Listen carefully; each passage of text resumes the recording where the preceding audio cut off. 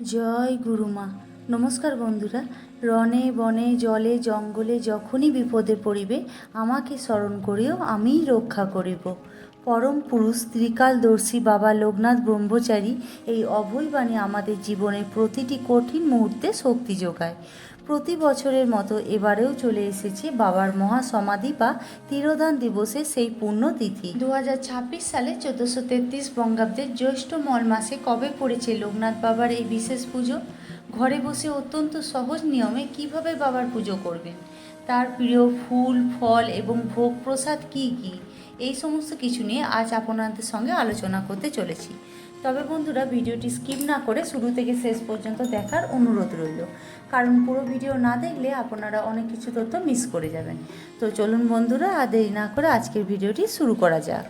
চলুন বন্ধুরা, প্রথমেই জেনে নিই 2026 সালের পূজার সঠিক তারিখ। বাংলা পঞ্জিকা ক্যালেন্ডার অনুযায়ী প্রতি বছর 19শে জ্যৈষ্ঠ বাবা লোকনাথের তিরোধান দিবস পালন করা হয়। 2026 সালে জ্যৈষ্ঠ মাসে মল মাস বা মল মাস পড়ার কারণে অনেকেই দিনক্ষণ নিয়ে কিছুটা বিভ্রান্তিতে আছেন।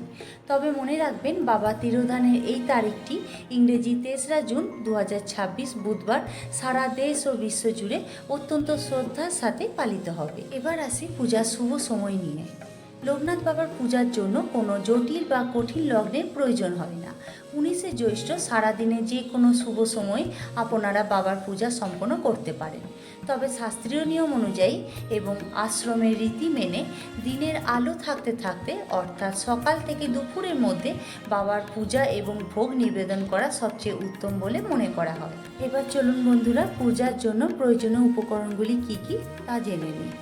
বাবা লোকনাথ অত্যন্ত অল্পেই সন্তুষ্ট হন, তাই তার পূজার জাঁকজমকের কোনো প্রয়োজন নেই। প্রয়োজন কেবল শুদ্ধ ভক্তি। ঘরে পূজা করার জন্য যে সাধারণ উপকরণগুলো আপনার লাগবে সেইগুলো হলো বাবা লোকনাথের একটি ছবি, একটি নতুন পরিষ্কার আসন, পূজার জন্য ঘিয়ের প্রদীপ বা তিলের তেলের প্রদীপ, ধূপকাঠি এবং কর্পূর, পূজার আসন শুদ্ধ করার জন্য গঙ্গা জল, বাবার প্রিয় চন্দন, শ্বেত চন্দন হলে খুব ভালো হয়, এবং তুলসী পাতা। অনেকেই প্রশ্ন করেন কোন ফুল আর ফল দিলে বাবা বেশি প্রসন্ন হন।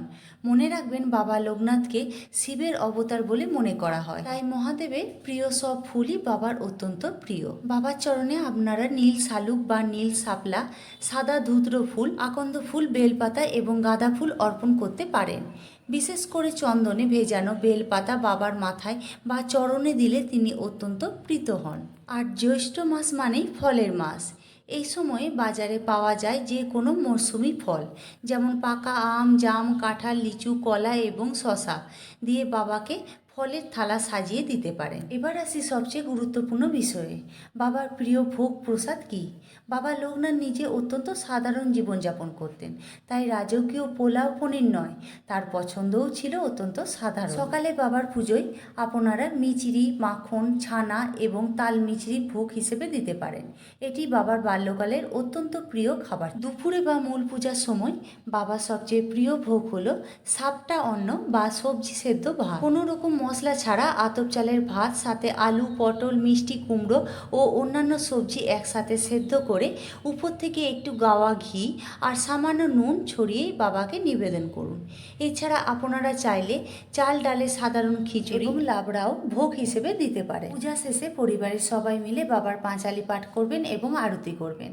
বাবা কোনো জাঁকজমক চান না, তিনি চান কেবল শুদ্ধ মন আর ভোগ। আশা করি বন্ধুরা, 2026 সালে লোকনাথ বাবা তিরোধান দিবসের এই তথ্যগুলো আপনাদের উপকারে আসবে। ভিডিওটি ভালো লাগলে অবশ্যই লাইক, শেয়ার, কমেন্ট করে সাবস্ক্রাইব করতে ভুলবেন না, এবং এই পুণ্যতিথিতে কমেন্ট বক্সে অবশ্যই লিখতে ভুলবেন না জয় বাবা লোকনাথ। দেখা হবে পরবর্তী ভিডিওতে। সবাই ভালো থাকবেন, সুস্থ থাকবেন। ধন্যবাদ।